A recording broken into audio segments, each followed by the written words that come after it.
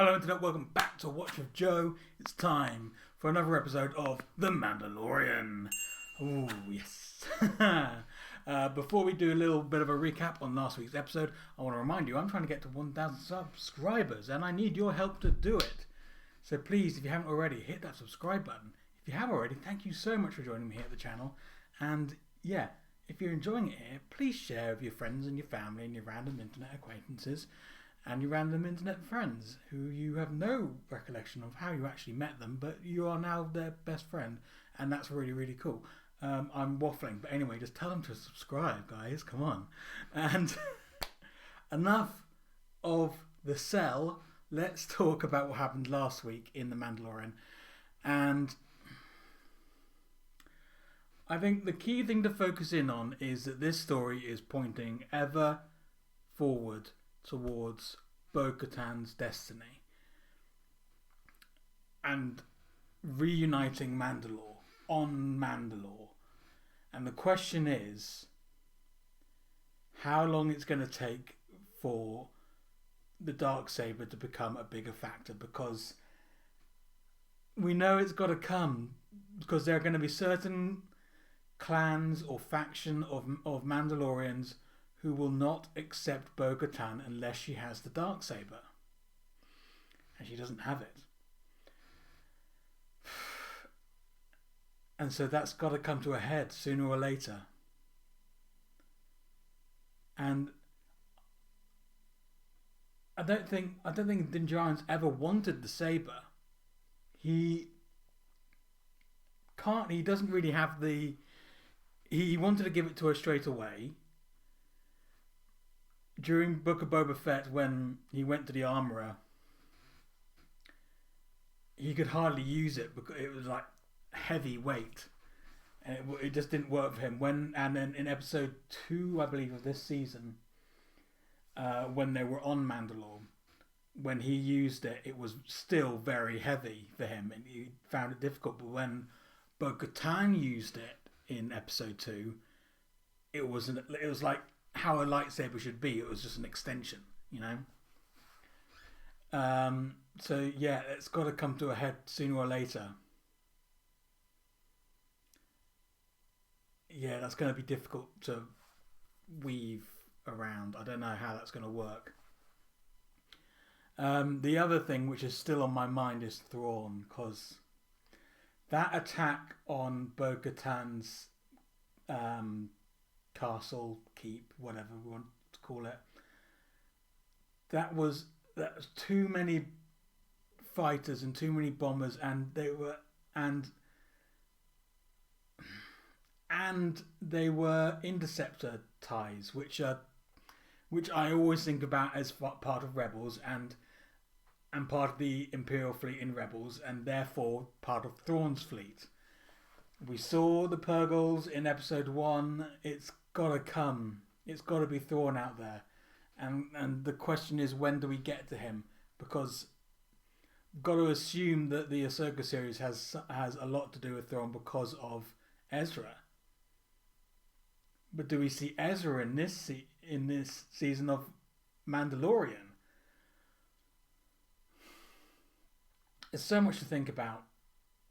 And of course, in the background is the continuing deterioration of the New Republic and what I perceive as the rise of the First Order. It's interesting. It's a bit more meandering this season, kind of like season 1 of Mandalorian.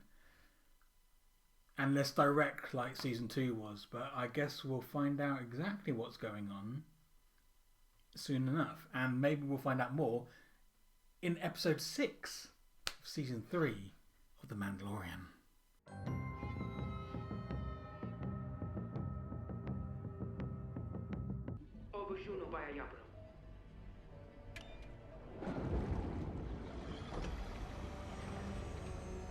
That's cool. That's cool as fuck. Is it the light cruiser? It looks like the light cruiser to me. We were not aware of the majestic Imperial presence in this sector. We are not Imperial either. We are Mandalorian. You see, we were already hired by a certain Mon Calamari viceroy who has reason to believe you absconded with her son. Oh, Why? We interesting. finally have peace. No, I love you. Please go. I can't destroy everything I've built for a childish fling. Is A that all this childish fling. That's not what I'm. Come with us, Prince. You can do this. I'll see you again. It's a long ride home. I thought Mandalorians were honorable. We are, kid. All it takes is a few credits. I'll land outside the fleet's perimeter. It's probably best if we go in on foot. Welcome to Plaisir 15, the Outer Rim's only remaining direct democracy. You've Join us! Is that Jack Black? It's a party! Come! It is Jack Black! Yes, sip, sip. Come, please. Wait. No. It's able to help rebuild. It's Lizzo! You were Imperial? We fell in love. Oh. Fall in love. Lizzo and Jack Black. That's a interesting couple. Perhaps hold the baby. I'd like to speak to these privateers. That can be arranged. There is just one condition. What? You really must see the view. I do not trust this at all. We have a problem. Yes? A droid problem. What kind of droid problem? Malfunction. Our constables are ill-equipped to confront battle droids. Battle droids? Battle droids? Our charter forbids any standing army from entering our city. Our constables aren't even allowed to carry blasters. The people have voted we are a pluralistic society. You are Mandalorians. Weaponry and armor are intrinsic to your culture, are they not? They are. You see where we're going here? Oh. These droids were all reprogrammed to serve the community from the Oh my god, it's not brown! What? What is going on this week?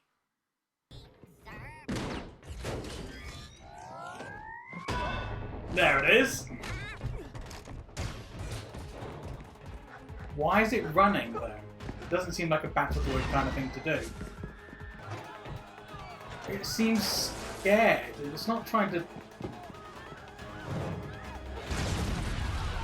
I don't think it's necessarily trying to hurt anyone. It's just trying to get away. Which is weirder. It's not attacking the citizens. It's just attacking the chasers. The resistor. Sounds like a droid bar. And there's an address. Interesting. Nice little Star Tours Easter egg there. We don't want to be replaced. We still have a lot to contribute. Organics created us. It's the least we can do. Interesting. Here, droids are served nepenthe. What's Nepenthe? So Nepenthe reprograms the droids that drink here? It patches the programming as the commands of the mainframe change. This is really interesting. It's like a Alright, let's see if they give us a CSI Mandalorian. They were requisitioned by the security office. Is that unusual? It's illegal. Okay. Record of this- Is there a name? Our head of security. Commissioner Hellgate. If I trigger this failsafe, it will convert the planet's docile workforce back into battle droids. I didn't give up to the corrupt Republic. I didn't give up to the Empire. And I won't give up to you. Count Dooku was a visionary. He was cut short in his prime by the Jedi and forces. Good decision, Bo. I also give to you both our highest honor, the key to Plaisir. This is... I'm not sure how I feel about this episode. I mean, it's fun in a way. It's like a little crime thing. I grant knighthood, Knighthood! pendant regencies. What is going on? I'm not their leader anymore. Axe-Woves is. Then what's your play? I'll know when I get there. He's going to challenge into single combat, I imagine. I've come to reclaim my fleet. There's no longer your fleet. Then I challenge you. Oh. One warrior to another. Go on, Bo! Go on, Bo!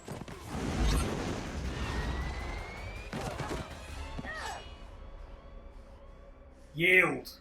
Enough Mandalorian blood has been spilled by your own hands. Din Djarin took the creed and chose to walk the way. Just as our ancestors did. Yeah. While exploring Mandalore, I was captured, and this blade was taken from me. She defeated the enemy that defeated me. Therefore the Darksaber is hers! Would it not belong to her? Yes! It would. I return this blade to its rightful owner. Yes! Here we go! Light it up! Light it up! There it is!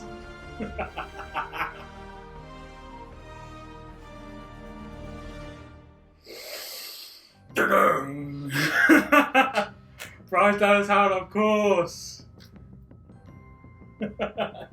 She always gets good episodes. So that was episode 6 of season 3 of The Mandalorian. And yeah, I said in the intro that the Darksaber is the key, and that had to be sorted soon because there would be clans who would not accept Bo-Katan as leader without it.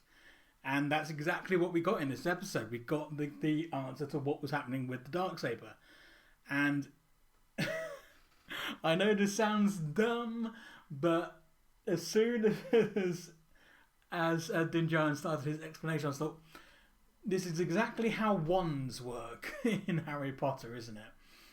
That's how Harry got the Elder Wand.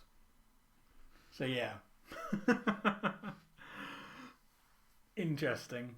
I mean, it works, and it makes perfect sense that Din Djarin would have thought that, but he chose to reveal it at a time. I mean, I may be giving him too much credit here. He chose to reveal it at a time where it would be most impactful, and it would actually work because these are the people who knew that he had it. Yeah, it was cool to see. I keep on wanting to call her Sasha Banks, but Mercedes, can't remember her surname now, back, because I wasn't really expecting to see her again. But I guess after her split from WWE, she had a bit more time. So that was cool. I mean, the whole episode was interesting. It was sort of like I think I said during the reaction, it was like kind of like CSI Mandalorian. I thought it was very weird having Jack Black and Lizzo and Christopher Lloyd in these little cameo roles. It was just I kind of got brought out of the actual show at that moment, and I wonder how many of these actors and / musicians were like, I want to do it because I want to meet Baby Yoda. I imagine that was the reason for it, for no other reason. Which is a bit, but it's fine. I mean, I love Jack Black. He's an entertainer, and Lizzo is just full of absolute sass and class. So I have no issue there. And Christopher Lloyd is a legend for the roles he's played. But I imagine it wasn't the original casting idea, and that was hey, can I be in The Mandalorian? Yeah, I guess. Kind of phone call. I want to meet Baby Yoda. Can I be in The Mandalorian? Okay, we'll put you in here. I imagine that's what it was. But yeah, it's interesting. The link back to the Clone Wars, and yeah, it's such a long time ago now when you think about it, because the Clone Wars ended, then it was the Empire, then it was the Rebellion, and a lot of time has passed between like Yavin and now is a chunk of time. And before that, it was a good 17 years or so. I'm not sure the exact times. I keep saying this in these like thoughts afterwards, that the amount of time that has passed in the galaxy is kind of hard for me to wrap my head around sometimes. I don't think about it before, so then when I'm in it, I'm thinking, how long ago was this? So yeah, it was interesting to harken back to that and the ideals of the Separatists, even though it was a phony war, and we all know that, but you know, people bought into it. Yeah, very interesting, a little bit weird, and I think I've been saying this throughout the season. This does not feel like this is not Din Djarin's story anymore. This is Bo-Katan's story now. So I kind of want to re-certify the whole show now, and Book of Boba Fett, as I count that as the third season of The Mandalorian. I think it should now just be The Mandalorian seasons 1 and 2 are the Book of Din Djarin. Then Mandalorian season 3 is the Book of Boba Fett. Mandalorian season 4, which this is what it really is, not season 3, but season 4 is the Book of Bo-Katan. That's what it is in my head, and I challenge you to dissuade me from that. That's how I feel.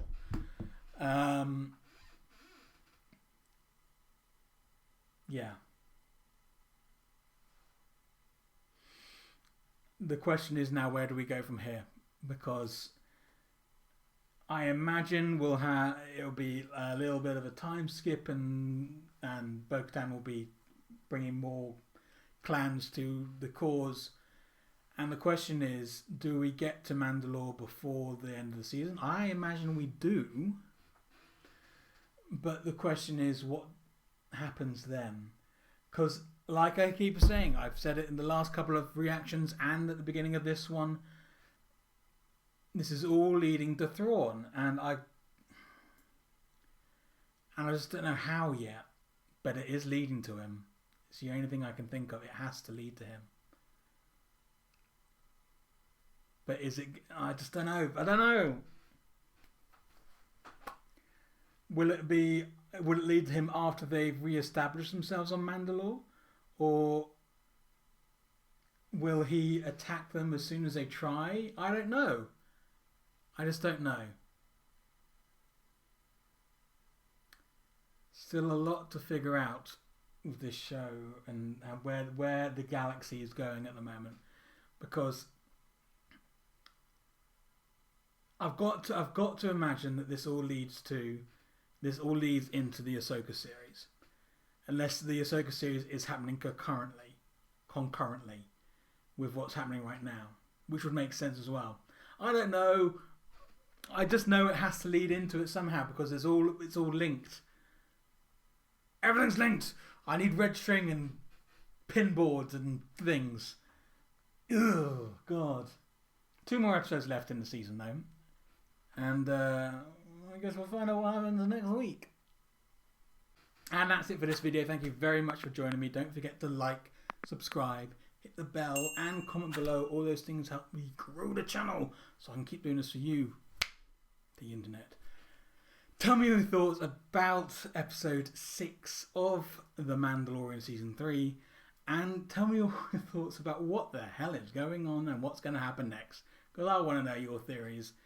Because, yeah, you know, I'm going crazy with red string and pictures, and it's all linked. But yeah, tell me your thoughts in the comments, and I'll join you there, and I'll see you in the next video.